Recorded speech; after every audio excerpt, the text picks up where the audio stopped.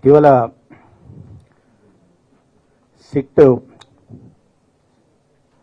కోర్టులో supplementary chargesheet ఇచ్చిందని చెప్పిన తర్వాత వెంటనే మొట్టమొదటిసారిగా స్పందించింది వైసీపీ నాయకత్వం.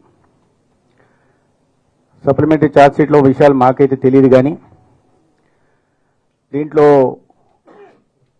కల్తీ జరిగింది కానీ జంతు కొవ్వు లేదన్న విధంగా మాట్లాడారు. అంటే కల్తీ జరిగిందన్న విషయాన్ని ఒప్పుకుంటున్నారు. చంద్రబాబు నాయుడు గారు అప్పుడు ఎన్డీడీబీ రిపోర్ట్ని ఆధారంగా చేసుకొని ఆ రిపోర్ట్లో ఉన్న అంశాలనే వారు ఆనాడు ప్రస్తావించడం జరిగింది. అయితే మరి ఆ విధంగా ఆనాడు చెప్పిన విధంగా ఇవాళ లేదు, కల్తీ మాత్రమే జరిగిందన్నట్టుగా చెప్పారు. నేను వాళ్ళని అడుగుతున్నది ఏంటంటే, కల్తీని మీరు సమర్థిస్తున్నారా? కోట్లాది మంది భక్తులు ఆరాధించే ప్రత్యక్ష కలియుగ దైవం వెంకటేశ్వర స్వామికి నైవేద్యంగా సమర్పించే లడ్డులో కల్తీ జరిగిందని మీరు సమర్థిస్తున్నారా, అంగీకరిస్తున్నారా? దాన్ని మీ పార్టీ నాయకత్వం సమర్థిస్తున్నదా? సమాధానం చెప్పాల్సింది. అదే సమయంలో అనేక పత్రికల్లో వార్తలు కూడా వచ్చాయి. మొత్తం సరఫరా చేసిన నెయ్యిలో అసలు నెయ్యే లేదనే విషయం కూడా చెప్పడం జరిగింది. కేవలం పామోలిన్ ఆయిల్ కానీ పామాయిల్ కానీ ఇతరత్ర కెమికల్స్ని వాడి నెయ్యిని తయారు చేశారని, దానికి ఇప్పుడే గౌరవ ఆర్థిక శాఖ మంత్రి గారు చెప్పినట్టుగా ఆ వాల్యూ పెంచడం కోసం కెమికల్స్ కూడా వాడినట్టు కూడా వార్తలు వచ్చాయి.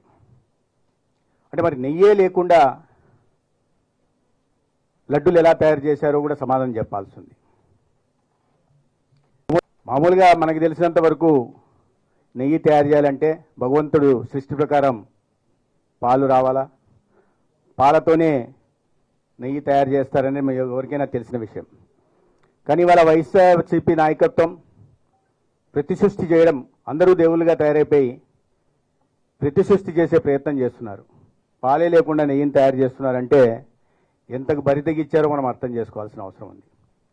మరి ఆ మాట వాస్తవమైనప్పుడు ఈ మాట కూడా వాస్తవం గల సప్లిమెంటరీ ఛార్జ్షీట్లో సిబిఐ ఏం వేసిందనే విషయం వస్తే దాంట్లో అసలు నెయ్యి ఉందా, చుక్క నెయ్యి ఉందా లేదా అనే విషయం కూడా తెలియాల్సి వస్తుంది. తెలిసినప్పుడు మాత్రం ఖచ్చితంగా బాధ్యత వహించాల్సి ఉంటుంది. దీంట్లో ఇది కేవలం అవినీతికి 250 కోట్ల ఇవన్నీ చేయడానికి ప్రధాన కారణం ఏంటంటే దీంట్లో అవినీతి. 250 కోట్ల అవినీతికి పాల్పడే క్రమంలో ప్రపంచవ్యాప్తంగా ఉంటున్న కోట్లాది మంది ప్రజల మనోభావాల్ని దెబ్బతీసే ప్రయత్నం చేశారు.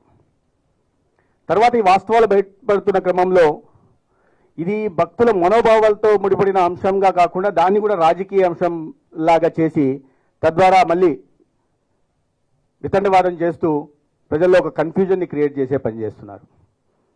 మీరు ఈ పార్టీ చరిత్రను చూస్తే ఏనాడు ఆలయ పవిత్రతను కాపాడే ప్రయత్నం చేయలే విషయం మనకు అర్థం.